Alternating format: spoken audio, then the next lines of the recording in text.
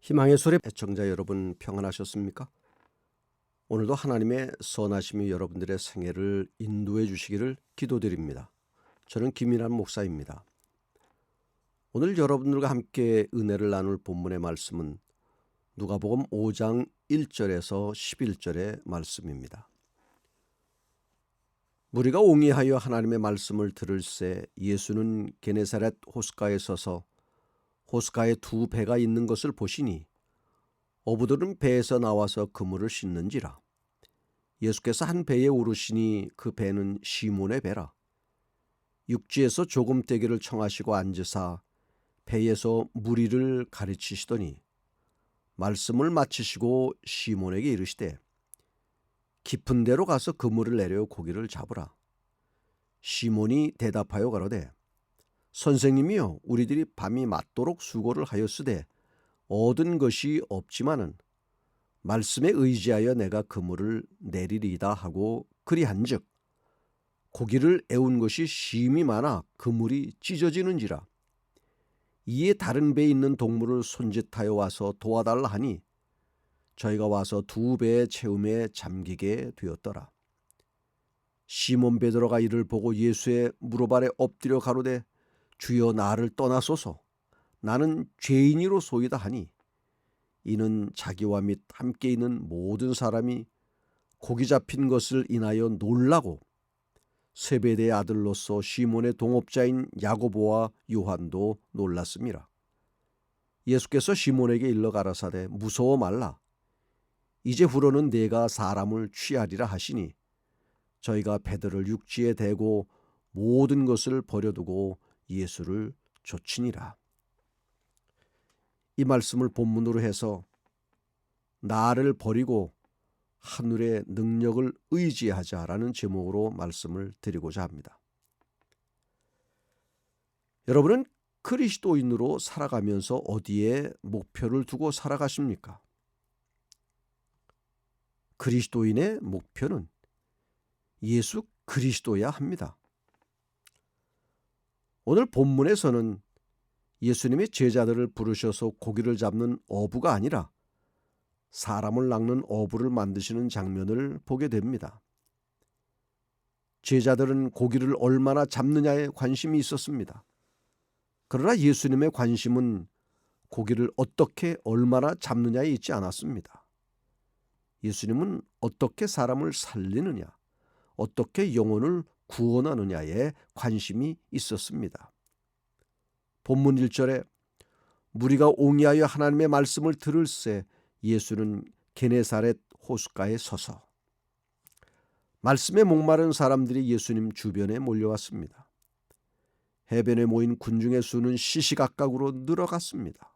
노인, 농부, 어부, 상인과 랍비, 그리고 남녀노소 막론하고 그들은 아픔과 고통당하는 자들을 데리고 와서 예수님의 말씀을 들으려고 모여들었습니다. 말씀을 한번 맛본 사람들은 그 맛을 잊지 못합니다. 그래서 말씀을 또 들으려고 하는 것입니다. 예수님의 말씀에는 생명이 있었습니다. 치유가 있었습니다. 2절에 호숫가에 두 배가 있는 것을 보시니 어부들은 배에서 나와서 그물을 씻는지라. 호숫가에 배 두 척이 있었는데 어부들은 밤새도록 물고기를 잡았습니다. 그들은 그 분야에서는 전문가였습니다. 어디에 고기가 있는지, 언제 그물을 던져야 고기가 잘 잡히는지 평생 그물을 던졌기 때문에 잘 알고 있었습니다. 그러나 그날 어부들은 물고기를 한 마리도 잡지 못했습니다. 그들은 피곤하고 지치고 힘든 상태였습니다. 낙심해 있었고 허탈한 상태였습니다. 어이없어 누구도 말을 거는 사람이 없었고 묵묵히 다음을 위하여 그물만 씻고 있었습니다. 이것은 오늘을 살아가는 현대인들의 모습과도 같습니다. 성공을 위해 나갔지만 얻어지는 것은 결국 실패뿐, 손에 쥐고 돌아오는 것은 허탈과 낙심인 현대인의 모습인 것입니다. 수고하고 고생한 만큼 결과를 얻지 못하는 것입니다. 많은 사람들이 자신이 계획한 일들이 잘 될 것이라고 믿고 시작하지만 막상 하다 보면 계획대로 되지 않아 허무함과 좌절감을 경험하게 되는 것입니다. 그리고 막연하게 다음을 기약하며 혹시 무엇인가가 이루어지려나? 로또라도 한번 사놔야 하지 않나 하는 생각에 사로잡히고 맙니다.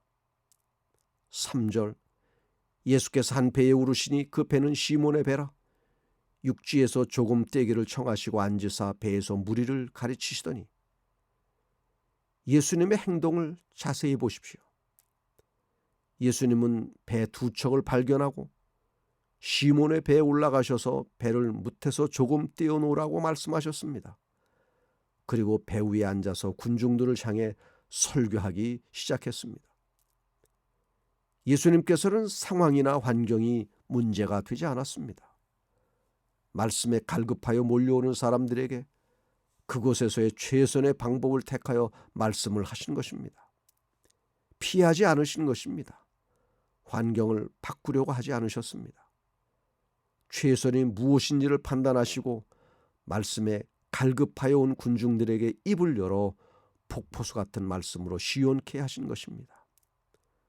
환경과 상황에 져서는 안 됩니다. 사람들은 환경과 상황을 핑계로 안 된다는 말을 많이 합니다. 4절, 말씀을 마치시고 시몬에게 이르시되 깊은 데로 가서 그물을 내려 고기를 잡으라. 밤새도록 고기 한 마리 잡지 못한 제자들에게 깊은 곳으로 가서 그물을 다시 던지라고 말씀하십니다. 이것은 무리가 있어 보입니다. 베드로의 전공은 고기 잡는 것입니다. 예수님의 전공은 목수였습니다. 목수가 어부에게 고기 잡는 것을 가르친 것입니다. 사람들은 자기의 전공을 건드리면 기분 나빠합니다. 밤새도록 해도 실패했는데 예수님이 다시 깊은 데로 가서 그물을 내리라고 하자 시험에 들었습니다. 예수님의 충고를 무시할 수도 있었습니다. 그러나 이전에 들은 자상하고 진실한 설교의 영향 때문이었는지 생각을 바꿨습니다. 그리고 순종하기로 결심했습니다. 5절, 시몬이 대답하여 가로되 선생이여 우리들이 밤이 맞도록 수고를 하였으되 얻은 것이 없지만은 말씀에 의지하여 내가 그물을 내리리다 하고, 제자들이 예수님에게서 떠났던 호수에서의 그 슬픈 밤에 그들은 불신에 억눌려 있었고 결과 없는 수고로 피곤하여 있었습니다. 시몬은 우리도 안 해본 것이 아닙니다. 밤새도록 했습니다. 그런데 아무것도 잡지 못했습니다. 라고 대답했습니다. 그 뒤에 이어진 말이 중요합니다. 말씀에 의지하여라는 말은 해보겠다는 의지의 표현인 것입니다. 이것은 베드로의 순종의 태도를 말해주고 있습니다. 여러분, 아무것도 없어도 순종하면 열매를 맺습니다. 순종이란 감정이 아니고 의지입니다. 분위기가 아닙니다.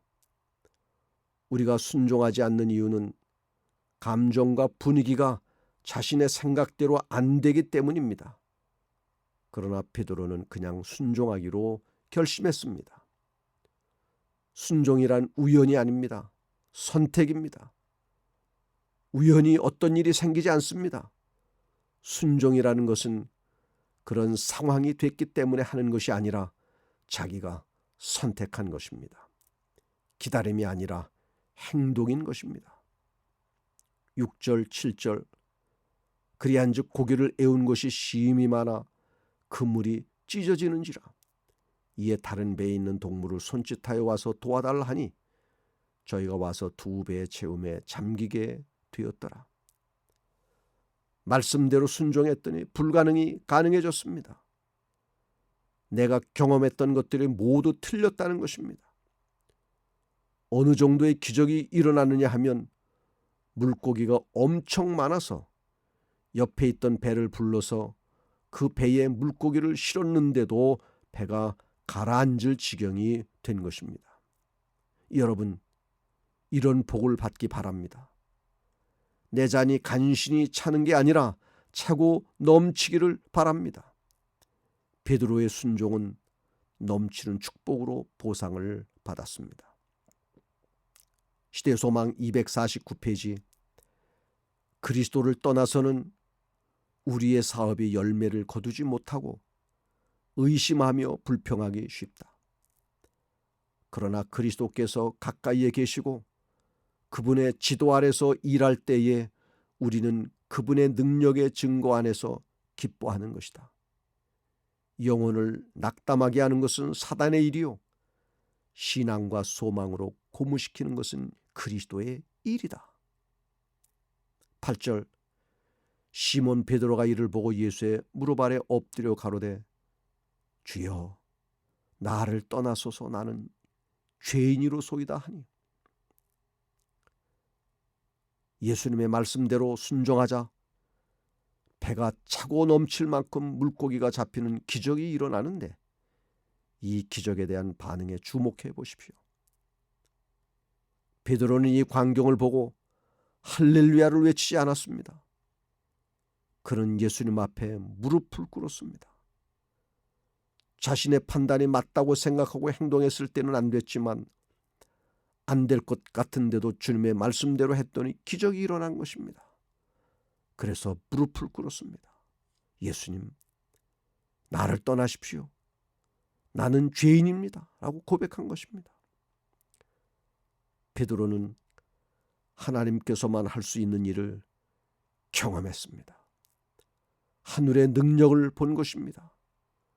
만물을 다스리시는 피조물인 물고기가 주님의 말씀 한마디에 그물 속으로 달려오는 놀라운 기적을 보게 된 것입니다. 시대소망 246페이지. 베드로는 이제 배나 그 실은 고기에 대하여는 관심이 없었다. 그가 이제까지 목격한 다른 어떤 이적보다도 이 이적이 그에게는 하늘의 능력의 나타남이었다. 그는 예수님 안에서 만물을 지배하고 계시는 분을 보았다. 신성의 임재하심이 자신의 부정함을 드러내었다. 그의 선생에 대한 사랑, 자신의 불신에 대한 수치, 그리스도의 겸비에 대한 감사, 그러나 무엇보다도 무한히 순결하신 분 앞에서 자기는 깨끗지 못하다는 느낌이 그를 압도했다. 그의 동료들이 그물 속에 든 고기를 거두어 들이는 동안 베드로는 구주의 발 아래 엎드려서 주여 나를 떠나소서 나는 죄인이로소이다 라고 부르짖었다. 베드로는 나를 떠나소서 나는 죄인이로소이다 라고 부르짖었으나 사실은 자신은 주님에게서 결코 떠날 수가 없다는 것을 느끼면서 예수님의 발에 매달린 것입니다. 9절 10절. 이는 자기와 및 함께 있는 모든 사람이 고기 잡힌 것을 인하여 놀라고 세베대의 아들로서 시몬의 동업자인 야고보와 요한도 놀랐습니다. 예수께서 시몬에게 일러 가라사대 무서워 말라 이제 후로는 내가 사람을 취하리라 하시니. 하나님의 능력 앞에 그들은 모두 놀랐습니다. 자기 포기가 있을 때 하나님의 능력이 나타나는 것입니다. 그러나 예수님께서는 두려워하지 말라고 말씀하십니다. 이제 너는 인생의 목적이 달라졌다. 고기 잡는 어부가 아니라 사람 낚는 어부가 될 것이라고 말씀하시는 것입니다. 물고기를 잡는 일은 단순히 자신의 생계를 유지하는 방법입니다. 그러나 예수님은 물고기를 잡아서 돈벌이를 하는 것이 인생의 목적이 아니라 죽어가는 영혼을 살리는 것이 인생의 목적이라고 말씀하십니다. 일하는 것, 직업을 갖는 것이 나쁘다는 것이 아닙니다. 사람이 빵만으로 살 수 없고 하늘의 양식으로 산다는 말씀은 빵을 먹지 말고 말씀만 들으라는 것이 아닙니다. 사람이 빵을 먹지 않으면 죽습니다. 빵도 먹지만 더 중요한 것은 영의 양식이라는 뜻입니다. 먹고 마시고 자는 것이 왜 중요하지 않겠습니까? 사람이 살아갈 때 먹을 것도 필요하고 집도 필요하지만 거기에 목숨을 걸지 말라는 것입니다. 그것보다 더 중요한 가치가 죽어가는 영혼을 구원하는 것이라는 말씀인 것입니다. 마태복음 6장 33절, 너희는 먼저 그의 나라와 그의 의를 구하라. 그리하면 이 모든 것을 너희에게 더하시리라고 말씀하고 있습니다. 먼저 구할 것과 나중 구할 것의 우선순위를 결정하라는 말씀입니다. 세상을 선택할 것인지 아니면 하나님을 선택할 것인지 결정해야 하는 것입니다. 여러분, 사업이나 직장의 일을 소홀히 해서는 안 됩니다. 열심히 해야 합니다. 그러나 우리가 명심해야 할 것은 그것이 우리의 인생의 목적이 아니라는 것입니다. 하나님이 먼저여야 합니다. 그의 나라와 그의 의를 구하는 것이 먼저인 것입니다. 사람을 살리는 일이 먼저입니다. 여러분은 어떤 것을 선택하시겠습니까? 시대소망 248페이지, 베드로가 그리스도를 위한 사업에 부르심을 받은 것은 자아를 버리고 하늘의 능력에 의지한 후에 있은 일이었다. 이때까지는 제자 중 아무도 동역자로서 예수님과 온전히 연합하지 않았습니다. 그들은 예수님께서 행하시는 많은 이적들을 목격하였고 그분의 교훈에 귀를 기울였습니다. 그러나 그들은 이전의 생업을 완전히 버리지는 못했습니다. 그들은 주님에게 소망을 걸 수가 없었습니다. 이런 환경 아래서 잠시나마 돌아가서 고기잡이를 하는 것이 그들에겐 위안이 되었던 것입니다. 그러나 이제 예수님께서 그들의 이전 생애를 버리고 그들의 관심을 하늘과 연합시키라고 요청하셨습니다. 베드로가 그 부르심을 받아들였습니다. 해안에 도착하자 예수께서 다른 세 제자들에게 나를 따라오라, 내가 너희로 사람을 낚는 어부가 되게 하리라고 명령하셨습니다. 그들은 즉시 모든 것을 버리고 주님을 따랐던 것입니다.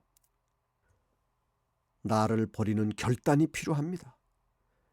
나의 경험과 지식을 의지하고 그것으로 성공을 기대한다면 실패하고 맙니다. 그리스도를 멀리 두고서는 결코 성공할 수가 없습니다. 말씀을 의지할 때 기적이 일어나고 진정한 변화가 일어나서 새로운 삶을 살아가게 되는 것입니다. 우리의 타락한 본성과 결함과 약점에도 불구하고, 그리고 베드로처럼 우리 자신이 죄인임에도 불구하고 하나님께서는 우리를 결코 버리지 않으심을 믿기 바랍니다. 하나님의 임재를 느낄 때 나를 떠나소서라고 말하는 것은 우리에게 지극히 자연스러운 일입니다. 십자가 보혈의 공로를 의지함으로써만 우리는 하나님의 임재 가운데 거할 수 있습니다. 십자가 보혈의 공로를 의지함으로써만 우리는 예수님의 참 제자가 될 수 있는 것입니다. 나를 내려놓으십시다. 나를 버리고 부인하십시다. 그리고 하나님의 말씀에 전적으로 순종하며 하늘의 능력을 의지하며 살아가십시다. 누가복음 9장 23절, 또 무리에게 이르시되 아무든지 나를 따라오려거든 자기를 부인하고 날마다 제 십자가를 지고 나를 좇을 것이니라. 기도하겠습니다. 하늘에 계신 우리 아버지 하나님, 나 자신을 의지하며 세상에 헛된 꿈을 꾸며 살았던 지난날의 나의 어리석음을 용서하여 주시옵소서. 이제는 주님만을 전적으로 의지하며 하늘을 소망하며 살아가게 하여 주시옵소서. 예수님의 이름으로 기도합니다. 아멘.